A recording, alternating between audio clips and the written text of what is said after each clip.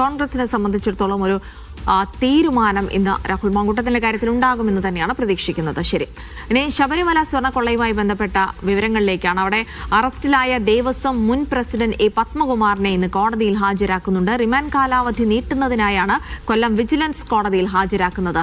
December 8-ന് പത്മകുമാറിന്റെ ജാമ്യാപേക്ഷ കോടതി പരിഗണിക്കും. കഴിഞ്ഞ ദിവസം ദേവസ്വം മുൻ കമ്മീഷണർ എൻ വാസുവിന്റെ ജാമ്യാപേക്ഷ കോടതി തള്ളിയിരുന്നു. ലിജോ റോളൻസ് വിവരങ്ങൾ നൽകും. പത്മകുമാറിന്റെ ജാമ്യാപേക്ഷ നേരത്തെ തള്ളിയതാണ്. അപ്പോൾ ഇന്നിപ്പോൾ റിമാൻഡ് കാലാവധി നീട്ടുക എന്നുള്ളതാണ് കോടതിയിൽ ഹാജരാക്കുന്നതിന്റെ ലക്ഷ്യമെന്നറിയുന്നു. അപ്പോൾ എന്തൊക്കെയാണ് ഇന്ന് പ്രതീക്ഷിക്കേണ്ട കോടതിയുടെ നടപടിക്രമങ്ങൾ, ലിജോ? ജിൽസി, ആദ്യം തന്നെ ഒരു തിരുത്ത്. പത്മകുമാറിന്റെ ജാമ്യ ഹർജി ഇതുവരെ തള്ളിയിട്ടില്ല. അത് പരിഗണിക്കുന്നത് 8-ാം തീയതി തിങ്കളാഴ്ച മാത്രമായിരിക്കും അത് കോടതി പരിഗണിക്കുക. തിരുവിതാംകൂർ ദേവസ്വം ബോർഡിന്റെ മുൻ പ്രസിഡന്റായിട്ടുള്ള എ പത്മകുമാറിന്റെ റിമാൻഡ് കാലാവധി നീട്ടുന്നതിന് വേണ്ടിയാണ് ഇന്ന് കൊല്ലം വിജിലൻസ് കോടതിയിൽ ഹാജരാക്കുന്നത്. അതായത് പത്മകുമാറിനെ ഇത് 3-ാം തവണയാണ് കൊല്ലത്തെ കോടതിയിലേക്ക് ഹാജരാക്കുന്നത്. ഒരു തവണ കസ്റ്റഡിയിൽ പ്രത്യേക അന്വേഷണ സംഘത്തിന് ചോദ്യം ചെയ്യുന്നതിനുൾപ്പെടെ നൽകുകയും ചെയ്തിട്ടുണ്ടായിരുന്നു.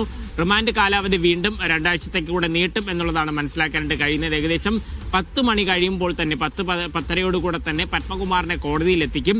വലിയ രീതിയിലുള്ള ഒരു പോലീസ് സുരക്ഷ ഉൾപ്പെടെ പത്മകുമാറിനെ എത്തിക്കുന്നത് കൊണ്ട് സാധാരണഗതിയിൽ പത്മകുമാർ എത്തുന്ന സമയത്ത് വലിയ രീതിയിലുള്ള ഒരു പ്രതിഷേധമാണ് ആ വാഹനത്തെയൊക്കെ തടഞ്ഞുകൊണ്ടുണ്ടാകാറുള്ളത്. അത് മുന്നിൽ കണ്ടുകൊണ്ട് തന്നെ വലിയ രീതിയിലുള്ള ഒരു പോലീസ് സുരക്ഷയും ഇന്ന് കോടതിയിൽ ഏർപ്പാടാക്കുകയും ചെയ്യും. തിങ്കളാഴ്ചയാണ് പത്മകുമാറിനെ സംബന്ധിച്ചിട്ടുള്ള നിർണായകം.